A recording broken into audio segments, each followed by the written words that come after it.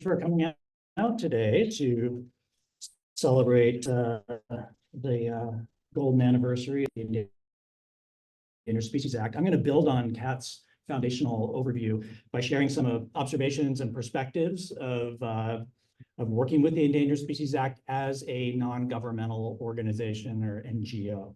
And I'm going to do so by focusing on some of the ways my organization, the Nature Conservancy, has worked over the years to help implement the Act, but also to help improve the Act. First, I probably should provide a brief primer on the Nature Conservancy. We are the largest environmental organization in the world. We work in roughly 80 countries around the world, and we work in all 50 states. We are like a lot of conservation organizations in that we see the Endangered Species Act as a powerful tool to help us advance our mission. And again, there are many NGOs that work on and work with the Endangered Species Act, but we all may do that in different ways. Some environmental NGOs, for example, use principally litigation to advance their objectives. They sue government, they sue industry to make sure that compliance with the ESA is upheld. Those kinds of organizations are extremely important. They play a very important societal role, but that's not what the Nature Conservancy's approach is. Ours is a very intentionally collaborative, non-confrontational, non-partisan, and solutions-oriented approach. If you are a landowner,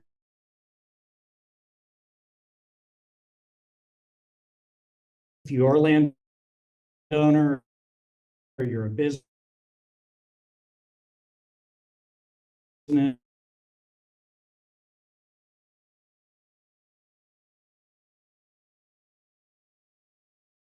enabling other societal interests to advance, like economic development. So I'm going to talk about some of the ways that we've applied that approach to advance the goals of the Endangered Species Act, and I want to focus specifically on how we leverage the Endangered Species Act to drive protection and restoration of habitat. It's important to remember that while the Act is principally focused on species, to a great degree, it's really about fixing broken ecosystems. Endangered species are often thought of as indicators of a greater problem. They're canaries in a coal mine. And if you're losing those, chances are you're losing a whole variety of other plant and animal species out there. And incidentally, if it's environmental degradation that is leading to a species blinking out, chances are that degradation also corresponds with a loss of some of the benefits that people also get from healthy ecosystems, like water security, carbon sequestration, nature-based jobs, et cetera. So there are a variety of reasons why we should work to implement the Act and do so with a particular emphasis on preserving habitat. So I plan to talk about I'm going to talk about a couple of examples of how my organization has been working to advance protection and restoration via the Endangered Species Act. And in those examples, I really encourage you to listen for three themes.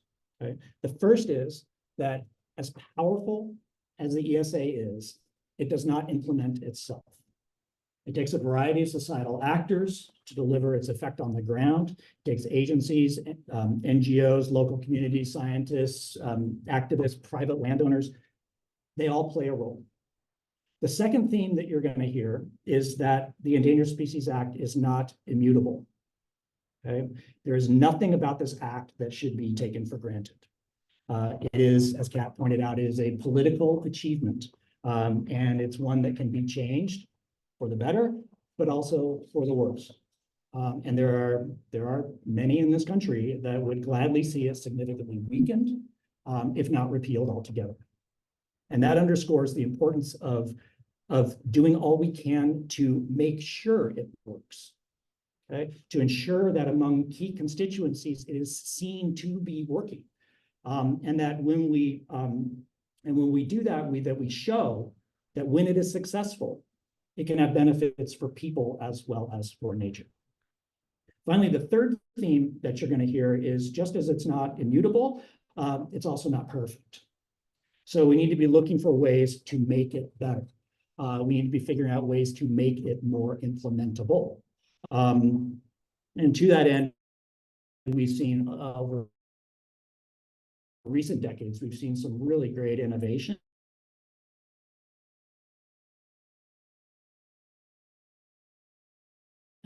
Aimed at improving the administration.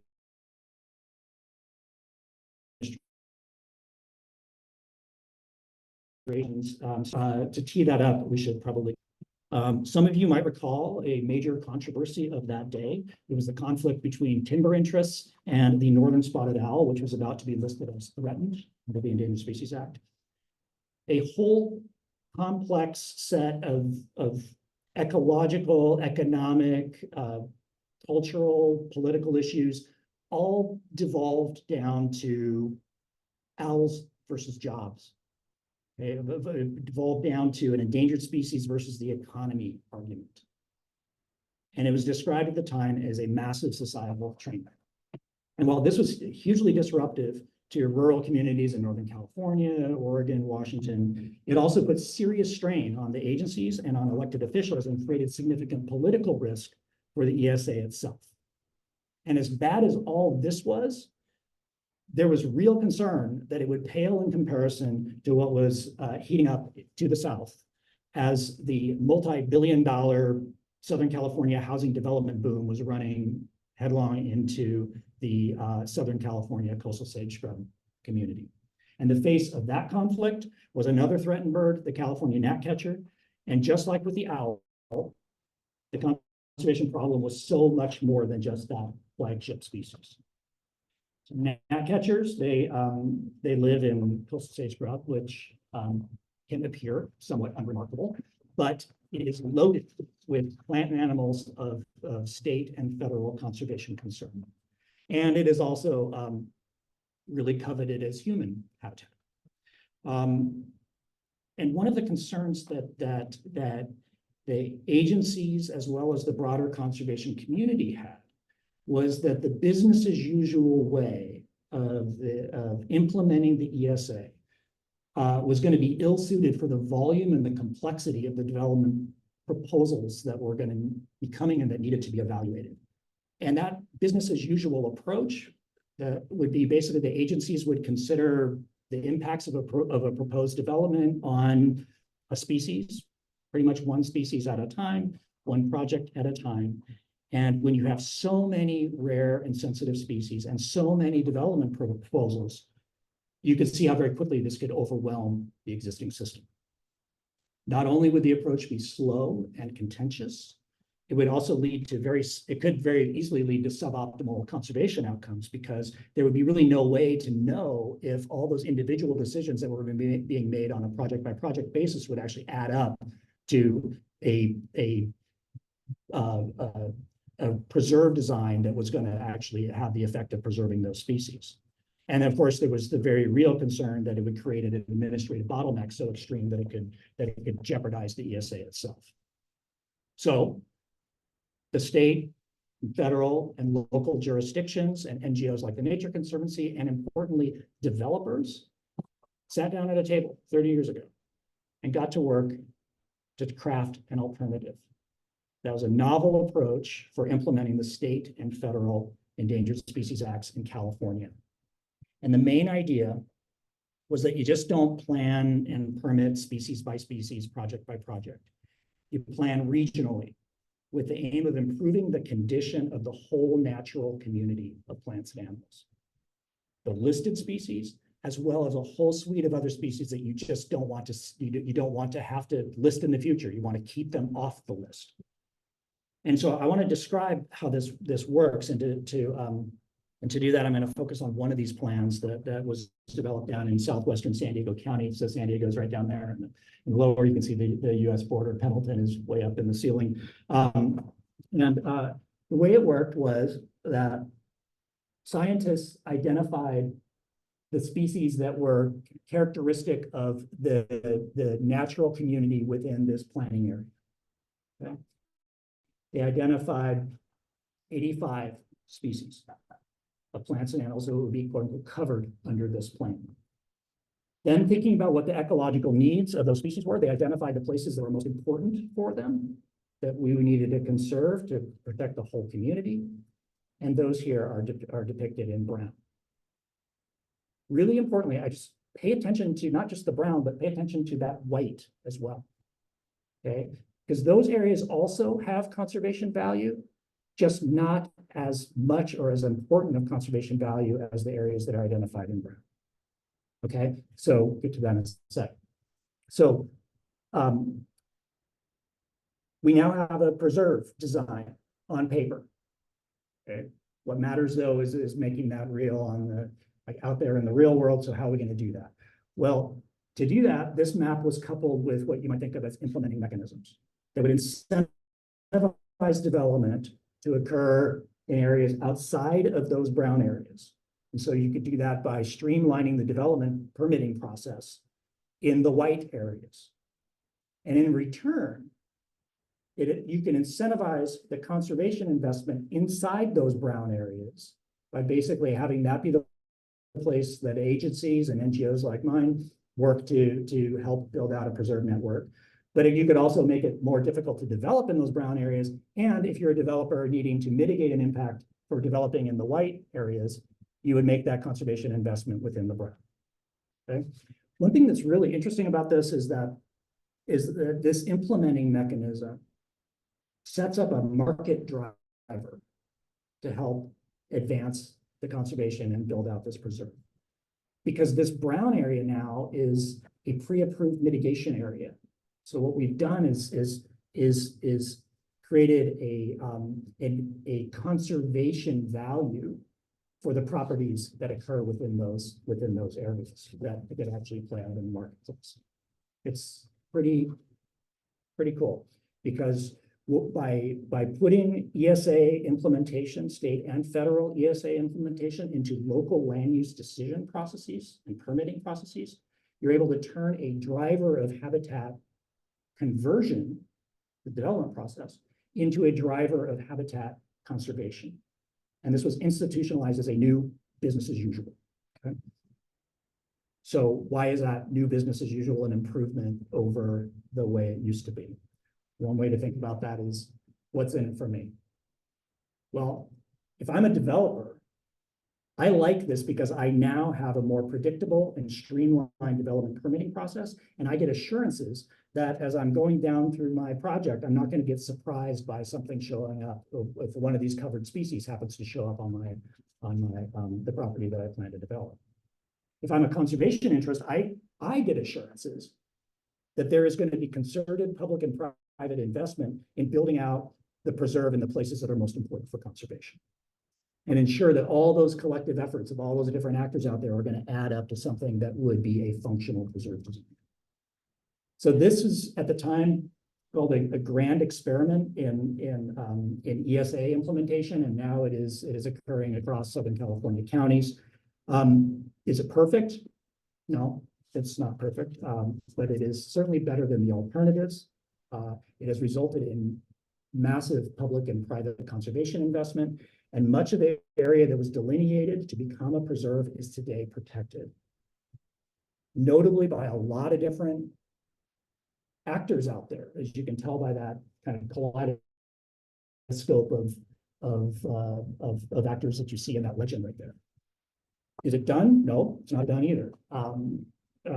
Decades in, we're still chipping away at building out this preserve network. Just a few months ago, the Nature Conservancy closed on a deal, a 1,300-acre property down here, and that complex of conservation land. It was going to be a very problematic development on those 1,300 acres. We ended up buying the property. It cost us $60 million, and it literally took us decades to get that property acquired. And so that acquisition and all the context that it sits in is a really nice example of the collaboration and the persistence that it takes in order to get ESA implemented in a biodiversity hotspot. Like so. I'm going to shift now and give an example Endangered Species Act has been adapted to address another flashpoint between conservation and development. And for that, we're going to go out into the California deserts. As you are all surely aware, in response to the climate crisis, there has been an extraordinary push to develop solar energy projects in the southwestern deserts. You may also know that contrary to common misperception, the desert is not a barren, empty landscape. It is extraordinarily diverse. It has extraordinarily sensitive habitats and is home to all sorts of unique and amazing plants and animals. Yet seemingly overnight, there was a land rush that threatened to convert wilderness areas like this into very industrial land uses like this. And even worse, this development pressure was playing out in a really scattershot way, which could have the effect of fragmenting and degrading vast areas of our public open space out there in the desert. So in many ways, what we were seeing was another potential societal train wreck that looked pretty familiar, with development interests seemingly pitted against conservation interests. But this one had the potential to be even more complicated because it was shaping up to be a green versus green kind of conflict. There were some conservationists that were advocating that the climate crisis was just so urgent and so dire that maybe we just need to be willing to sacrifice the desert in order to address the climate problems. Maybe that was just the price that we in society needed to pay. Well, now, we in the Nature Conservancy, we kind of refused just to take that assumption at face value. We didn't believe that we needed to just assume we needed to make such a consequential trade-off. So we approach the situation like we do a lot of these circumstances where we start with the science. And this is an analysis the TNC conducted where we mapped the conservation values of the Mojave Desert. So that's the Mojave Desert ecoregion. You can see Vegas over there, kind of in the lower left. What this map shows is that the relative conservation values across this region. Areas in red and yellow are the areas that have already been highly altered or were already highly degraded. The areas that are green are areas that are highly biodiverse and ecologically intact. So using this analysis as the basis, we then screened for areas that met the criteria for utility scale solar development. And what we were able to demonstrate was there was actually plenty of land in just the red and yellow areas that were suitable for solar. In fact, California could meet its very ambitious renewable energy goals at the time, 7 times over, without needing to go into those green areas at all. In other words, society did not need to make these consequential trade-offs, trading off conservation for development. The train wreck could be avoided if we set up the right policy and planning framework. And it got set up for the California deserts. So this plan identified a few 100,000 acres that would be effectively zoned for solar. Okay. And the amount of available land out there within those zones was sufficient to meet the goals that California had for production in the California Public Lands of the Desert. At the same time, millions of acres were set aside they were provided additional protection from that type of development. This plan, similar to the earlier example I provided, created incentives to steer the development accordingly. And this was a very big deal because it changed business as usual. So once again, let's ask, what was in it for all the various stakeholders? Well, for the agencies, it avoided the bottleneck of having to process all those permit applications that were going to come in a crush, and it enabled them to fulfill their essential mandates. For conservationists, it protects many of the most important areas of the desert. So we're not out there playing whack-a-mole trying to stop these bad projects from popping up in places that would cause great environmental harm. For developers, it streamlined the development approval process because, among other things, the developers would have more assurances they're not going to run into endangered species issues as they're trying to advance their projects, as long as they're doing it in those designated places. For utilities, who are required to meet very specific renewable energy goals within their energy portfolios, it de-risked their power purchasing agreements. Because if they contract with companies that are developing in these pre-approved areas, they're less likely to have their project get delayed and the energy that they're relying on be not part of their portfolio. And for all of us who are ratepayers, it theoretically should lower our energy costs because it avoids the cost of those delays and that litigation, et cetera, which of course would get passed on to the consumers. And probably most important for the planet, it accelerates the decarbonization of our energy sector with energy that is sited in a manner that is more conservation compatible. So in many ways, this is a win-win-win-win-win. Okay? What's interesting about this approach of implementing the Endangered Species Act is that by incorporating these conservation principles into the planning and permitting processes earlier and in a more systemic way, it enables you to actually accelerate getting renewable energy online. You think about that, putting environmental considerations into the planning process early does not slow the process. It actually speeds it up because it helps avoid a lot of avoidable litigation, delays, conflicts, controversy, mitigation, et cetera, that is inherent in the more kind of piecemeal traditional one-off approach that is common in a lot of the rest of the United States.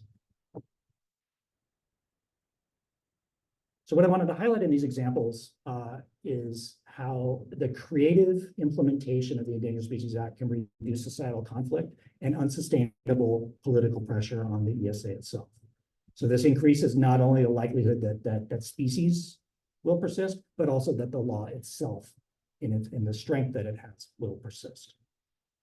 And the examples I just walked through illustrate how the ESA can be leveraged to lead to protection of habitat. What I'd like to provide is just a couple quick examples of how it's been used by our organization to help restore habitat. And one of my favorite examples is that of Santa Cruz Island, just offshore of Santa Barbara. The Nature Conservancy owns the majority of this island. The remainder is owned by Channel Islands National Park. Back when TNC acquired 90% of this island about 40 years ago, it was a mess. Feral livestock have been out there for over a century, causing wholesale destruction of vegetation and soils, and by every account, it was an ecological collapse. And a big indicator of that collapse was the fact that in 1997, there were 13 plant taxa from the Northern Channel Islands that were put on the endangered species list. And then in 2004, the island fox was also listed as endangered. Obviously, those listings underscored the urgency of the biodiversity crisis we had out there, but importantly, those listings also helped unlock funding and helped coordinate and galvanize action among a whole host of agencies, organizations, scientific institutions, and so on. And all of that concerted effort helped us plan and implement a massive scale habitat restoration and endangered species recovery intervention. It is really incredible, everything that happened out there. And I cannot believe I am telling this story in such an abbreviated way. This is the most abbreviated telling you will ever hear from me. It is the coolest place, the coolest story to learn about. You need to go out there if you haven't done it. But the island is literally coming back to life. And because of that, in just the past few years, we've been able to celebrate the delisting, the recovery, and the delisting of a number of species out there, and we are confident that we're going to have a string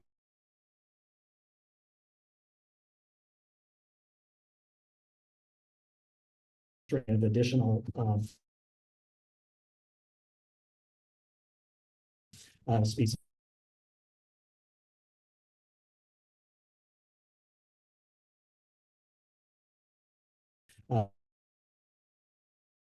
Coming off the endangered species list in the not too distant. Really good news, this program is back when people decide not to lose hope and to collaborate on making it work. And so speaking of hope, I want to close with one last illustration of how an NGO like TNC can play a role in fulfilling the aspirations of the Endangered Species Act. This is the San Joaquin Valley. I'm sure most of you have driven through this landscape and probably never thought of it as a conservation landscape. You probably also never really thought about it as a desert either. I'm sure you've heard of the Sonoran, you've heard of the Mojave. but you'd be forgiven if you've never heard of the San Joaquin Desert, and that's because most of it is gone. And that is because most of it now looks like this. And a lot of the species that once depended on that once vast desert now have the dubious distinction of being on the very first federal endangered species list. They're called the members of the class of 1967, and they are still languishing on the list. I said one of the biggest drivers of that imperilment is the conversion of ag land, the conversion to ag land in this landscape. So there's just not that much habitat anymore to support the recovery of these species. But recently, it's become painfully obvious that the ag footprint in the valley has greatly exceeded the supply of available water. And that has set in motion a massive land transformation that is right now underway. Over 500,000 acres of ag land in the valley needs to be retired. This is not a hypothetical. This is happening. It's being forced by a 2014 law in the state of California requiring that groundwater be managed sustainably. And so if that's the case, if we're going to be taking a lot of ag land out of production, the big question is what should happen to that former farmland? Our view is that this is a once in a lifetime opportunity to redesign a very intensively used landscape, so its land uses and the pattern of those land uses are more sustainable and better optimized to meet a variety of societal objectives. That future would see the best ag land staying in production. And the areas that are best suited for conservation compatible solar energy projects can get converted into that. This area is flat, it's sunny, it's farm some sunshine. But the really exciting part for us is the idea of converting some of those former farmlands back to native habitat so that we can rewild some of this valley. You can be sure that if you're a farmer out there who no longer has access to water, you're going to be looking for other things that you can do with your land. And here are two really good options that we can provide them. The trick is getting that better optimized landscape scale vision to become the reality. Some of our scientists spelled this out spelled out this vision a few years ago in a little book. We are now working to consolidate the acreage that we need to configure that future preserve design, working in collaboration with local, state, and federal agencies, local communities, et cetera, to create the funding sources, to create the right landowner incentives, to catalyze the right transactions, et cetera, so that we don't miss this fleeting opportunity to recreate California's forgotten desert and get these species like these their long overdue chance at recovery. So as we celebrate the 50th anniversary of the Endangered Species Act and look ahead to the next 50, I expect the decades ahead to be pretty similar to what we have seen over the recent past. And that is that the Endangered Species Act is going to continue to be a work in progress. It's going to be an ongoing adaptive experiment and wholly reliant on a whole variety of people working together across sectors with creativity, with optimism, with resolve, with some healthy impatience to figure out how to make this act work and how to make it work better. The ESA is only implementable through partnership. I mean, the feds, they can do a lot, but there is a lot they can't do.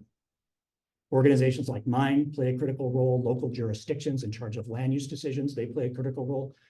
Private landowners play a huge role. But very importantly, research institutions like this one play a role.